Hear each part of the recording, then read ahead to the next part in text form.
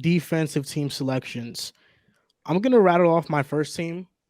Drew Holiday, I think, has to make it. I think it's probably gonna be consensus for all of us. I have Dylan Brooks on here as my guard. Then my forwards are Draymond Green, Jaren Jackson Jr., and Brooke Lopez. For my second Wow. team, I have Alex Caruso, Mm. Derek White, Jaden McDaniels, Evan Mobley, and Bam Adebayo. Mm. Okay, I like that. So you put forwards as guards for Dylan Brooks in the first team. You did that. Brooks is a guard. Okay, cool. That's cool. So for my first team, I got Caruso, I got Drew Holiday, I got Mobley, I got Jackson, and I got Brooke Lopez. Boom. And Just for like my that. and for my second team, I'll put DeAnthony Melton up there. I put OG, I got Jaden McDaniels, I got Dylan Brooks, and then I got Bam Adebayo. So is OG a guard or forward? I got him as a guard for mine. Interesting little tidbit. OG can only be classified as a forward. Oh, So I got him as a forward on mine. Information That's coming tough. out. I gotta got him as kick a him forward off? on mine. damn, OG. For me, it was between him and McDaniels, and I'm not gonna. Yeah, go no, with McDaniels both ain't of them. coming off. Yeah. But Wait, you damn, Anunoby spent half of his time at shooting guard, more than any other position. Where's that coming from? screaming. Thank you, John. He's back. He's No, because back. Dylan Brooks has actually spent 20% of his minutes. At You might have four, read right? your notes wrong. 20% at shooting OG guard. back in my guard. So spot. OG is classified in our book. Okay, spent the most time at the two. Man, hold on. Let's get this casual on the stage real quick. Has Joel ever been right on an NBA playoff prediction? Well, last year I was wrong What on are we three. doing? On three first round playoff predictions, I was wrong on. After the second round forward, I was right on every single playoff series this past playoffs that happened. So let's just get some respect All right, to the bro. man. Come All on, defensive man. teams. Here we go. Man, acknowledge me. I'm like Roman Reigns, man. Acknowledge me. What the fuck is they talking about, man? Riv, my first team was, I think, identical. You had Drew Caruso, right? Yeah. And I had Mobley, Jaren Jackson, Brooke, my forwards Yep. and center. My second team a little bit different. I have Derek White. I have Brooks listed as a guard, McDaniels and Draymond forward, and I have Claxton center. I was between him and Bam for that last spot. Yeah. Listen, for me, it was tough. I wanted to put Draymond up there. It's just like I know they're gonna put a big emphasis on the fact that they're 18th ranked defense in the league. And even though Draymond's been elite, I know that the impact on what you do for your team defensively plays a big part. So I know they're gonna put a lot, even though it's been the bench's fault. Like defensively, the starting five is top 5 in the league. Yeah. But they're gonna put emphasis on that. So My first team is the exact same as y'all. Drew Holiday, Caruso, Mobley, Jackson, Lopez. My second team is Derek White. I put Herb Jones on there because number one, I needed a guard, so hopefully he's classified as a guard because it's a good one. And they got a top 6 defense. I didn't put Draymond on there for what Riv said as much as I wanted to. So my forwards are OG and McDaniels. I didn't have to pick between one of them. I got both of them. And then for the center spot, I went with Anthony Davis over Claxton and Bam. Bam just not having it to me. I really feel guilty though not having Claxton on there. But I had to give it to Anthony Davis because the Lakers got a better defense. It's been more, it's been timely, and it's because of him. And I think Nicholas Claxton, he'll be on there. They should be a much better defense. We need a third team. The Claxton like one we have definitely one hurt more. me. Doing these all defensive teams, it kind of dawned upon me that the league is not filled with just like these one-way offensive players. Like there's a lot of great defenders in the NBA right now. Yeah. It's a lot of great ones. And Claxton is somebody that I wish I could have had on there. If this was mid-season, he would have definitely been on there. But like you said, like Anthony Davis, I was considering putting on my defensive team because he just meant so much to them this year. And I will say, Dylan Brooks, I think he's starting to get underrated a little bit. I do. I think that people just look at Dylan Brooks and his antics and how he's become this villain, and they totally disregard what he does well on the court. I understand the shot selection offensively is not good, but defensively, he is a top 5 perimeter defender in the world right now, and he makes the Grizzlies defense very good along with Jaren Jackson Jr. He makes them elite. And for whatever people want to say about him, I think that the heart and soul and like the trash talking factor definitely gives the Grizzlies an edge. Can I ask you a question? Yeah. Would you rather have him or McDaniels? McDaniels. Strictly as just the defenders, by the way. Strictly as a defender, I feel like McDaniels is longer, might have more That's tough. versatility there.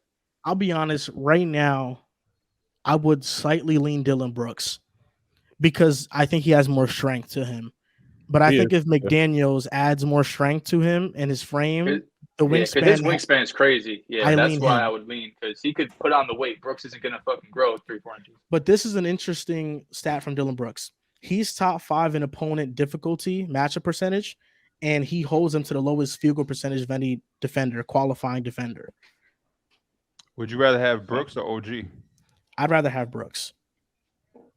None of you guys did any of you consider Giannis? No. This shouldn't be Unfortunately, not. possible. Actually, respect to Giannis, but there's like 3-4 names even after these 10 guys that I would have before Giannis. Like Giannis Claxton, is he's written down, but he's not. When I Claxton I would have put before Giannis. I don't know about that with the way the Nets defense is. What's the reason? Is it because of the other defenders on his team? Is it his impact I isn't think as big as? Claxton has more responsibilities. He's Well, better. Claxton's a 5. He's better Giannis in would be a switches. 4. He's better in switches than Giannis. He's better guarding the perimeter than Giannis. yeah, Riv, they not in the same category. Yeah, Claxton's a 5. Can Giannis be a switch forward. both the 4 and 5? He's not gonna. He better Giannis not is gonna be be listed as able a to. center. No, I don't think He he's got not Brooke. eligible for the 5. Oh, I'm sorry. Yeah, They you got do Brooke. this shit so stupid. I don't listen. They do this shit all dumb every year. You a big. You know what I'm saying? This is what should be positionless, by the way. I Yeah, feel like- because we have, But then it would be 5. It would be 5 forwards. but that's the five thing, bigs. Pierre or Pete. This is the issue. No, my name is Pierre. My name is Pierre. I didn't forget. The old defensive teams are gonna really be shifted toward guards, but defensive bigs are more valuable. So my team, Alex Caruso, the Bulls are a top 5 defense this year. I gotta give him a bulk of the credit. OG Anunoby leads the league in steals. I have Jaren and Evan Mobley at my forwards, then Brooke Lopez at center. It gets tough. Second team, I have Dennis Smith Jr. because this Hornets defense past the Whoa. All-Star break, What in the top fuck? 5. Whoa. DSJ has not only saved his career, he's become an elite defensive guard. I And if agree. we're going to talk about guards that have just been I on kind of like it. terror on that side of the ball this year, he deserves some credit. Fuck The it, John, second go ahead. guard spot is where it gets a little bit tricky because Marcus Smart's not been the same player he was last year. No, he defensively, hasn't. and that's fine. Drew Holiday, he usually gears up for the playoffs, and I get that. 2 guys who have been in the finals before. So I was torn between Emmanuel Quickley and Markelle Fultz. And I go back and forth, and I ultimately go Derek White. Best shot blocking guard in the NBA. How the hell you Okay, mentioned there 2 we guys go. and not even go at either of them? Because he knows ball. That's why. John, He- He knows That ball. That was like saying, listen, it's between Embiid and Jokic, but I'm gonna go Giannis. yeah, John. Quick Still question: not Do you think big defensive bigs are more valuable than guards in the playoffs or in the regular season? Because I think in the playoffs, a lot of defensive bigs cannot guard pick and rolls, and they can't guard switches, which makes guards and forwards way more valuable in switches and abilities to be a POA defender. So, are you just talking about specifically the regular season or the playoffs? I'm talking about both. Because on this list, the only player that you could really point that out to being more, drop back, big dependent Brooke is Lopez. Joel Embiid. Oh, And Brooke Lopez Yeah. too. Brooke Lopez too. But Evan Mobley, Jaren Right. Jackson, I've Bam off. He'd be on my 3rd team. And then you have Claxton, Giannis, and Draymond. All of those guys can defend on an elite level on the perimeter. So you're speaking more towards the versatile bigs, like the bigs that can not like the old school drop back, Yeah. defend the rim type bigs. Even then, I still put more value on the rim protection. In most cases, like would I rather have Jaden McDaniels or Joel Embiid? I think I'd rather have Joel Embiid's rim protection than Jaden Well, let's McDaniels, keep him in the even if same McDaniels has done a better job in his role. I think if you put a mid rim protector next to Jaden McDaniels, is fine. But if you put a mid defending guard next to Brooke Lopez, he looks a lot different. We did see that with Rudy. The Jazz. And the Bucks do have the luxury of when Drew Holiday's out, Yeah, Javon Carter's in. yeah. Like Drew Holiday, he covers up so much of Giannis and Lopez's sometimes errors. But like you said in Utah, Rudy Gobert can mask all that for a regular season, but in the playoffs, that's when it's like, okay, I actually don't have the help I thought I did have. With the Rudy thing, I don't even blame Rudy for the playoff stuff because the Jazz wouldn't rotate, like simple stuff like that's on the perimeter guys. And so I understand where you're coming from, but even if a guy like Rudy Gobert can't switch and he's not versatile, I still think because this is a regular season thing, the voting. Oh, yeah, I'm with you on that. I think the bigs, this is where it really should be positionless. And it may sound unfair, but hey, if you're truly one of the 10 best defenders in the league, I think you deserve to be on this list.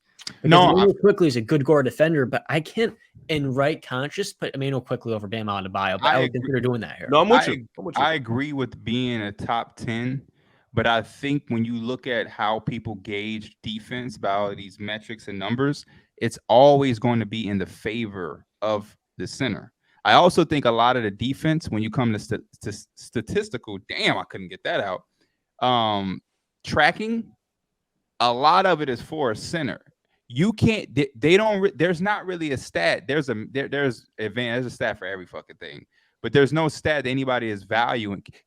How many fucking screens has Drew Holiday went over or avoided this year? You can't tell me off the top of your head, but you could probably tell me how many blocks Walker Kessler blocks, because it's just like, you know what I mean? So it's like, I understand rim protection and the bigs, and it is important.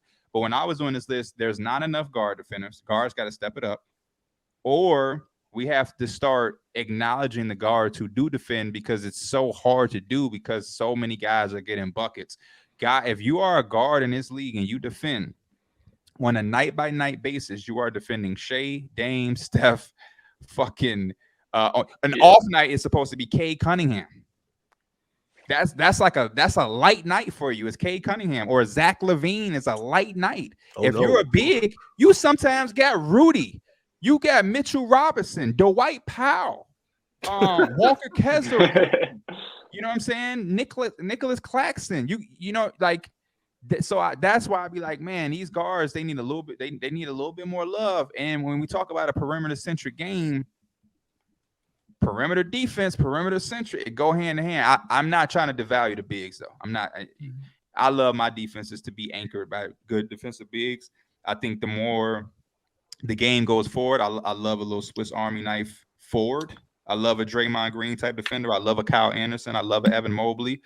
But you definitely got to have an anchor. But the guards need some love, man. Guards need some love. Kyle Anderson definitely needs some love in the defensive team appreciation, because he's been phenomenal for the Wolves this year.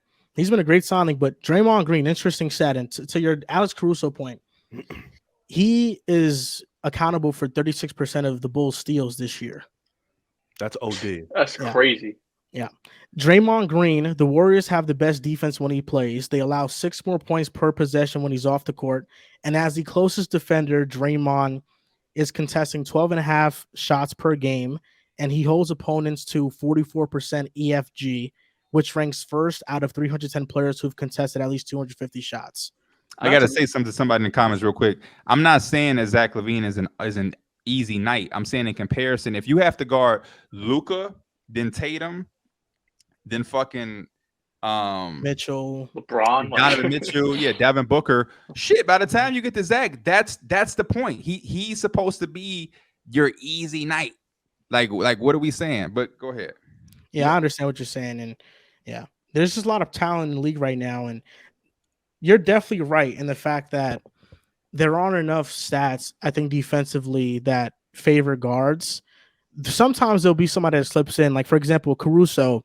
He's second in defensive blocks, box plus minus this year as a guard. And that's why he probably should be first when I put on my second team. And the Bulls allow 7 more points per 100 possessions when he's off the floor. So their defense is literally like mediocre to ass when he's not on the floor. So, yeah, those are just some stats, but yeah. Not to mention like the communication on defense, you can't track. You can't track guys putting guys in other directions. Like the shit Draymond does, especially in the clutch when he's a rim protector and telling guys to go here, communicating here. Like you can't track the way he changes the game with his mouth, as some people would say. No, for real. Like, you can't track that shit. Like that shit isn't trackable, you know. So it's like defense, especially for guards in this type of era where it's so hard to stop these perimeter players, fight over the screens. You know, the whistle is a little bit easier for offensive players. So for guards, I think they should get a little bit more of the edge because it's like it's just so difficult for them. Like refs don't make it easy for them either. But Caruso's the best defender in the league, pushing that agenda.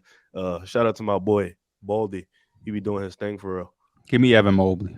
Evaluating defense is a lot like evaluating offensive line. It's such a year-to-year thing that reputation goes a long way, and that can really misevaluate. But also, I'll say this to your point, John, about OG and the steals that he has. I'm not trying to knock OG. He's an elite defender. The same way some scores numbers might be inflated depending on the offensive system they're in. The defensive system the Raptors deploy is very aggressive. To where I think if another player is in that same defensive scheme, they probably have similar steal numbers. He was leading the Yeah, league. Gary in I Trent was steals just at one making the point, note though. of that. Gary Trent was a steal hawker for them. Steph I'm not Curry. going to D up, but I'm going to get the steal. Yeah, they like, bro, they press OD. They press probably more than any team. He's just probably the best isolation wing defender in the game. Nah, Dylan Brooks is better. Yeah, but he's a little bit more foul prone. He's Oh, you not just as said yeah. thick. Yeah, that's in the conversation right there, John. Dylan's in it too, though. That's serious. He's no OJ and OB offense. Oh, Pierre. Yeah, I'm calling Pierre now. Okay, so last week, Joel took Dylan Brooks over OJ and OB in a Would You Rather. What do you think about that? It's probably some. What was the reason behind it?